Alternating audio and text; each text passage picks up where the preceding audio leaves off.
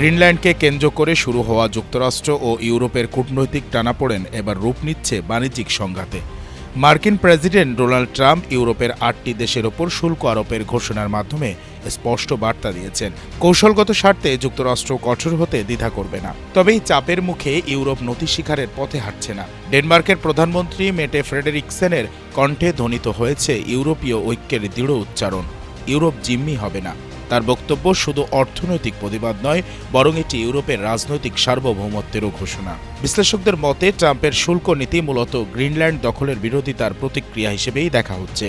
অর্থনৈতিক অস্ত্র ব্যবহার করে কূটনৈতিক চাপ তৈরির এই কৌশল বিশ্ববাজারের জন্য ঝুঁকিপূর্ণ নজির সৃষ্টি করছে। এদিকে যুক্তরাজ্যের প্রধানমন্ত্রী কিয়ার স্টারমার নেটো ও ইউরোপীয় ইউনিয়নের নেতাদের সঙ্গে সমন্বিত অবস্থান জোরদারের চেষ্টা চালাচ্ছেন।